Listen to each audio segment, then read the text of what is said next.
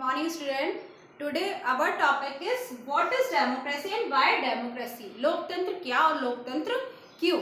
ये आप सब जानते हो कि हमारा जो भारत कंट्री है वो एक डेमोक्रेटिक कंट्री है और ये भी ट्रूथ है कि आज डेमोक्रेसी पूरे वर्ल्ड की सबसे फेमस सिस्टम है.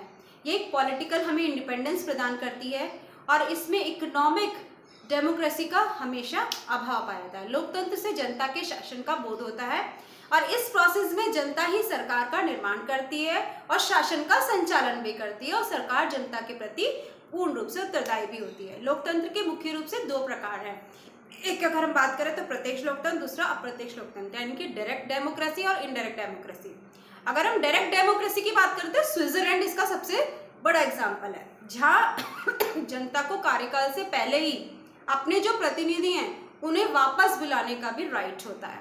लोकतंत्र की सफलता के लिए कुछ शर्तें होती हैं और इन शर्तों के क्रियान्वयन के कुछ प्रश्न ये भी हैं कि आखिर लोकतंत्र यानी कि डेमोक्रेसी ही सबसे ज्यादा लोकप्रिय क्यों है, इसका क्या कारण है. लोकतंत्र की जगह अन्य प्रकार की शासन जो पद्धति है वो क्यों लोकप्रिय नहीं रही. अब हमारा प्रश्न आता है व्हाट इज डेमोक्रेसी. लोकतंत्र क्या है. अगर हम पूरे वर्ल्ड की बात करें तो हम अलग अलग देशों को देखते हैं, अलग अलग कंट्रीज को देखते हैं, उनमें जो शासन व्यवस्था है उसका अलग अलग स्वरूप हमें देखने को मिलता है. कहीं लोकतंत्र है, कहीं राजतंत्र है, कहीं सैनिक तंत्र है और कहीं साम्यवादी शासन व्यवस्था है.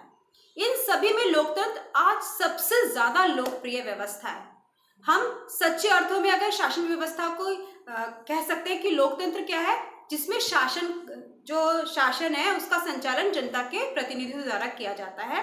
जनता के प्रतिनिधियों का चुनाव जनता स्वयं बिना किसी दबाव के स्वतंत्र रूप से करती है.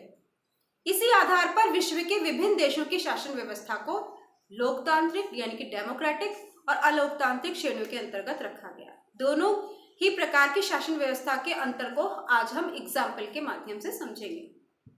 जिन देशों में अगर राजतंत्र है यानी कि वहां जहां राजा सबसे प्रमुख होता है और जो आपके पीपल्स हैं, जो जनता है, वो गौण होते हैं, सेकेंडरी होते हैं. शासन वंशानुगत चलता है यानी कि मान लीजिए राजा की डेथ हो जाती है तो उसके बाद जो शासन चलाएगा वो उसका बेटा शासन चलाएगा, दूसरा और कोई नहीं चला सकता. नेपाल में 2006 में पहली बार इसी प्रकार की शासन व्यवस्था थी, परंतु अगर हम प्रेजेंट की बात करें तो अब वहां पर डेमोक्रेटिक शासन व्यवस्था है. और 2008 से पहले अगर हम पाकिस्तान की बात करें तो वहां सैनिक तंत्र था और 2008 के बाद पाकिस्तान भी लोकतांत्रिक शासन व्यवस्था की श्रेणी में आ गया. आज पाक में इमरान खान के नेतृत्व में लोकतांत्रिक जो सरकार है वो बहुत खस्ता हाल में है और उस अर्थव्यवस्था को सुधारने के लिए वो अपनी पूरी कोशिश कर रहे हैं. चीन की साम्यवादी सरकार को भी लोकतांत्रिक सरकार की श्रेणी में नहीं रखा जा सकता क्योंकि वहां कम्युनिस्ट पार्टी की सब अधिकार में होता है. वहां कम्युनिस्ट पार्टी ही सरकार बना सकती है. यद्यपि चीन में चुनाव भी होते हैं परंतु कम्युनिस्ट पार्टी के जितने भी सदस्य होते हैं उन पर उनका पूरा होल्ड होता है और वो कम्युनिस्ट पार्टी के सदस्यों से ही जनता के चुनने का मौका उन्हें दिया जाता है. यानी कि वो अदर कोई भी आप में से कोई भी खड़ा नहीं हो सकता, वहां सिर्फ कम्युनिस्ट पार्टी के सदस्य ही खड़े होंगे.